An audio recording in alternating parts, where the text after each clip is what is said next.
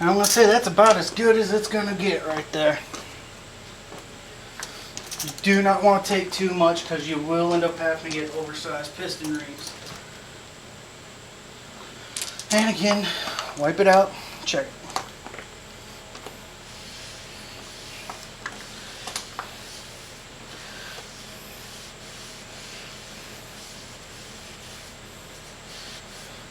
Whew. Yep, that's as good as it's gonna get, but there's still a little roughness up at the top. I think it'll be fine. As long as there's no edge and it's nice and smooth. Yep, it's pretty smooth, so. Now, after you're done doing that, and you got it wiped out really good, you definitely want to oil that the second it's off there.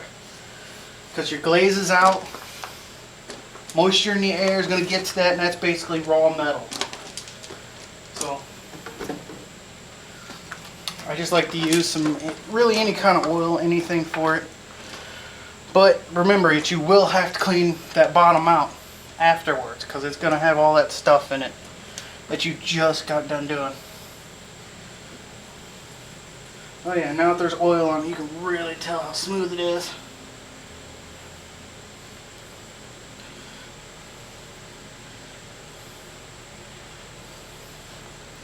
And now after that, I'm going to wipe it out again too.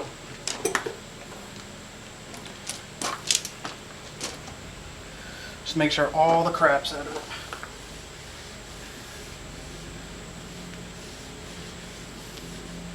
And it's still well oiled after that too, because it's not going to get it all. But that's cylinder number 1. Now I'm going to show it to you. Take a look at it. Ooh, goosey mess. So there's that rust now. It's basically gone. That's just like a discoloration now. You can see how clean that is. There's, once again, there's more rust where it was discolored. But you can tell the difference. Look at that one. Glazed black. Nasty. Smooth and clean.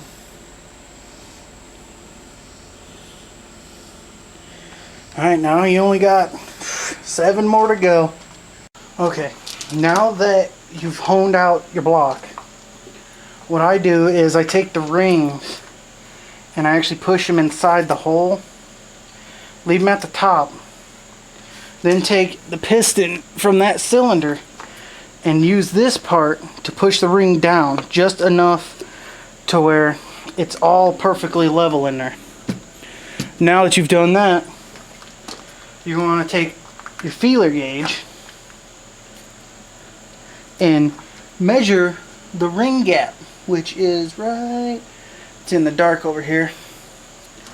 But anyway, the ring gap should be between 9 and 18, which is thousandths, as you can see right here. And this one, I already checked it, was at 16, which is good. Between 9 and 18 is where you want it. Let's see if we can find that gap now. Here it is. And your feeler gauge should stick in it. This one could probably be 15, which is even better, you know, a little bit loose, nice. There we go. 15. You just want to slide in and out. There you go. Yep, 15.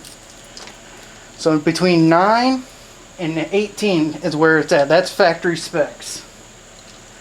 Now, after that, you're done doing all this. So you can take your piston ring out and put it back, because this is a brand new one. Now that your piston rings are out and you're honed, well, not your piston rings, but your pistons, you can pull your piston rings off very easily. It don't matter if they break, because you're replacing them. I mean, they're old, they're junk. They're a little bit of a pain to get off.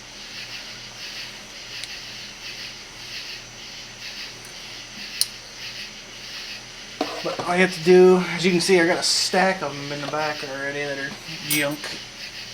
I'll make some art with that, if that's what you want to call it. I'll make some scrap with that. I'll call it art and I'll sell it for $3. Pull and push, pull and push. These back ones are a little bit more difficult. If you just find the groove, peel them apart. Now they've said they're more difficult, they're a lot easier now. Oh. Alright, the only thing left is this last one. There we go. And that's it. Now you gotta clean it. Now to clean your grooves, the easiest thing you can do really, which I found, let me get a full-size ring here. Oh, here's one. If you break one of them and you use the factory edge where it meets, you can use that as your ring groove cleaner, which is what I do. I just clean it out with that. But I'm gonna clean these with some Purple Power and a Scotch-Brite pad, just, you know, your regular household Scotch-Brite, not a sanding Scotch-Brite. And I will use a brush and everything else just to get them nice and clean. There's a dirty one. Here's a clean one just for comparison. Zoom in on that. Get you on there. Yeah, there you go. You can see how much different there is. Yeah, so get them all cleaned up and we'll start putting the rings back on. So the next thing we're going to do after you got your pistons clean and your rings and your grooves in your pistons clean for your rings is we're going to want to check the crank for right specs on how wide. Make sure your rod bearings are right. And I'm going to use some plasti gauge to do that. It's just a little thin piece of plastic wire, and you put in there and you torque it down to the specs, and it tells you how wide it should be, which it says, you know, the specs online say it should be about 25-28, which is 0.025 or 0.028. So I'm going to turn it over, reinstall the piston from the bottom. I don't have the rings on or nothing. I'm just using it for now to check the bottom. Okay, now what you got to remember to do is clean your crank and everything first before you even do anything. So you're going to want to take it out and you just want to use soapy water, clean it. And after it's clean, you're going to want to use oil and re-lube the whole motor. You can get it ready for reinstall pistons. Okay, so now that the block's cleaned, if you did clean it, like let's say the night before, you're going to want to oil everything because you come out here and it'll be rusted. But you definitely want to oil it all. And then the next morning you want to wipe the oil off because we're going to be checking bearings now. And the oil will mess up your measurements. So clean it up real good. All the oil off of it.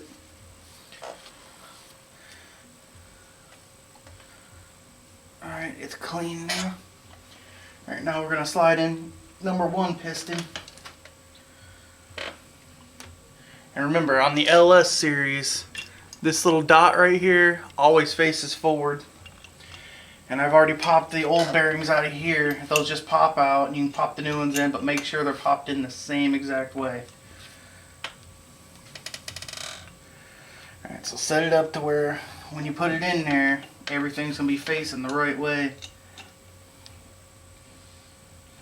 You don't want to get your caps backwards because you will blow up your motor. Okay. So I don't have rings on here yet. I'm just slipping this in to test fit. And you're going to remember when you do one, when it's upside down, one will be on your left if you're facing the front of the motor. Go easy when you slide it in there because you don't want to scar them walls.